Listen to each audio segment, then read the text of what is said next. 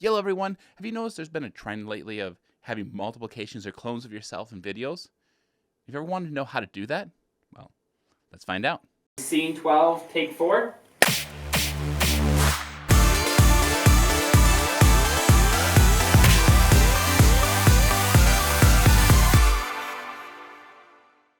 Alright, so in our most recent film, we actually did quite a bit of cloning. That was basically, the whole thing was about that.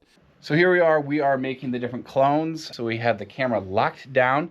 Make sure this thing does not move, because if this moves, it makes cloning a whole lot more difficult. So right now we have one version of Blaine's clone is laying down there on the couch. And then we're going to have a couple other versions of him be walking around here as well. If you're in the Watertown area, you can actually go see it in the theaters now. If you're not, this will be released on our YouTube channel in the last Friday of the month. How did we actually create the clones? Well, the big key is you want to have it locked down. Like you can actually see here, I mentioned locking it down. It's very, very important to have your tripod set there. Is it possible to do without it? Yes.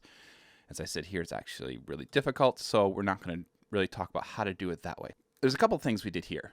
You notice that we did some zooming and moving with this. That's where things are only really possible if you have a higher resolution camera without having some quality issues. So what we did here is we actually recorded this in 8K. So this is actually 8K RAW, which you don't have to do 8K RAW. That's just what we happen to do here, because I knew I wanted to have movement in the camera, but not actually move the camera. So I can actually zoom in and out in post, but we'll show how that works later. So what we did here is we had Blaine come in several times in and out of the shot, but once again, we made sure the tripod was locked down. That way, nothing in the background moves. If we had some of the background moves, I can do an artificial move here. So you can see kind of what it would look like if something got moved just a little bit. See how the bookshelves no longer look quite right, and they wouldn't overlap right. Well, let's say I took this character here, moved him over, and I would have to try and line that up perfectly, which in the computer, if it was framed right, I can move a little bit and line up exactly right. But when the camera actually moves, you're going to have some lens warping, which means you'll never be able to get it exactly perfect without actually rotoscoping the person out, which is a real pain, or doing something like a green screen, which is also a real pain, because then you have lighting issues, stuff like that. But when you can shoot it all in the same location and the lighting's all the same, it's not a big problem. We did have a slight issue with this character over here. The issue we had there is we had the exact same lighting setup. It was great. And since he has a speaking part, we moved the mic stand to over here. And you can see here's the mic right here. With that, though, I was standing in front of the light, which is a problem. I didn't realize I was doing that. I was standing up in front of the light. He's actually darker, so I actually had to increase his brightness. So let's step back a couple steps. How did we get to this point where we had a bunch of them on here? Well, since it was locked down, all I have to do is in opacity and Premiere, DaVinci Resolve, Final Cut, those all have their own ways of doing it as well. But something very similar, create a mask. I just cut a shape around him. I want to make sure I keep enough of the original around him, not too close to him. That way he has space to move, but also so his shadow can actually land in the scene as well. If I cut it too close, then there's going to be issues with the shadows, which I believe this one right here. Yeah, this one right here. I actually had to work quite a bit with his shadows when he walked in, because you see this one, he actually starts off camera. So let's let the computer load a little bit here. It's struggling because it's 4 8K RAW files. At the same time, we'll do screen recordings here. So he actually walks in. So you actually watch the mask. We actually move the mask as he comes in. I'm not too worried about it not being quite right here. Reason for that I'll show you in a little bit. And as he comes in, I need to have his shadow actually naturally walk across the scene here. Let's move forward here a little bit. See, there he's starting to come in. But I need enough that also he didn't get cut off. But I didn't want it too close to see there. Now his shadow's coming naturally across in the bookshelf. But I want to create his mask smaller. The smaller his mask is, the little bit easier it is on the computer for it to process, because it doesn't have as many pixels it has to process. It just cuts them out, so it helps speed things up a little bit. When it actually renders it out, I don't think it really makes a difference, but when I'm doing playback speeds, it does make a bit of a difference.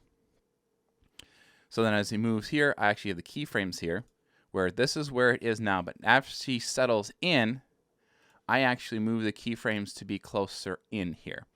Another reason is I have another version of him back here that's laying down, but he's not revealed yet. And I'll show you just a second here why.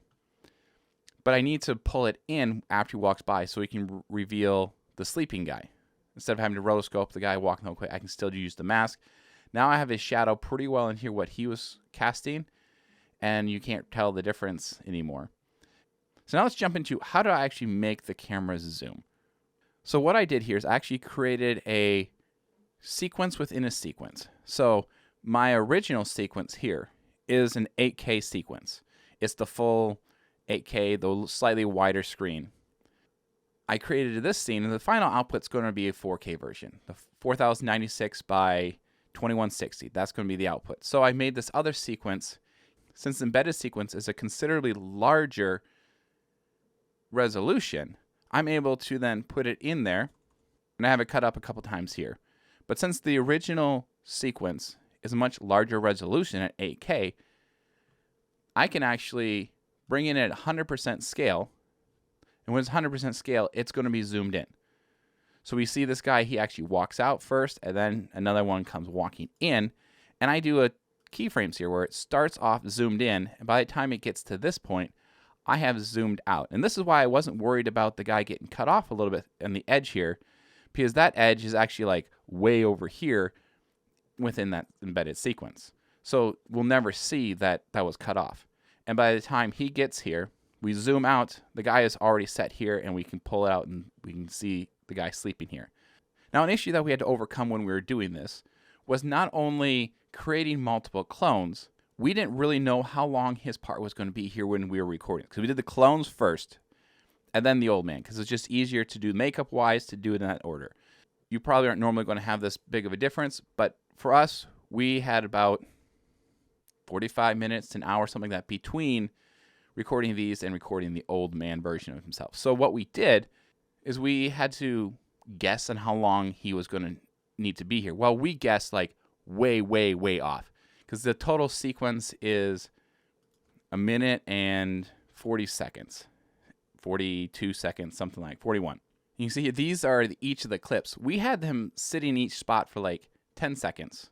And a couple of spots we had him sitting longer, but he made a mistake or made something that was really obvious if we would loop it. So what I actually did, like this guy in the back here, we will turn off these other layers.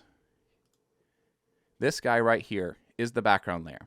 So if we watch him, he's actually, it looks like he's breathing. But what I actually did is we end up only having like a very short period of time that worked here, partly because we had some little kids on the set and they bumped the tripod while he was sleeping. So he was sleeping there for like 30 seconds, but I ended up only with like 8 seconds-ish of usable material. So I cut it down here where he's breathing in and he breathes out. So then I cut it, copied it again, reversed the clip so it played backwards. So it looks like he's breathing out, breathing in, breathing out, breathing in. I just repeated that all the way through here. Kind of a pain, but it was something that made it work. And I did the same thing with all these other layers as well, except for him. Well, actually, I did do it with the old man as well, because we voiced over his script. And once again, we didn't know how long that was going to be, and we guessed it wrong. So we actually cut a couple times where he's going forward, he's going backwards, and he goes forward again at this point. Actually, at this point, he's going forward. And that's where he kind of snuffs and like wakes up. And the same thing with each of these other clips. We did the play it forward, play it backwards, play it forward, play it backwards. So if you watch the video when it comes out closely, you will actually see them kind of do some motion, say, hey, didn't he just do that? Yes, he did. So that's the real thing. You just lock down your tripod, make sure the lighting, everything stays the same. Because what we were originally going to shoot this is we were going to shoot it in front of a window. Then we realized that's not going to work because lighting changes through a window. And as we were discussing how we're going to do this, we got a phone call saying, hey, you want to use this basement? I'm like, yeah, no windows. This is perfect. So that's how we got this location here. We got this location scheduled. It was about an hour before we actually started setting up shoot. So it was awesome. I was getting ready to set up for the other place, and I wasn't going to work with the windows well. And we are trying to figure out what we're going to do. And I want to thank the Warrens for letting us use their basement here, which was awesome. This is part of the great thing about working with community filmmaking is the community getting involved and helping with everyone. And we just love working with the community. So what you do is you just lock down your tripod, make sure lighting, sound, everything stays pretty well set the same. And then you mask out, or in some programs it might be cropping out the different regions where your actors are, and that is how you get multiples in there. And if you want to zoom, just record in higher resolution than your final output, and then you just do a push or pull in your keyframes, and that's how it works.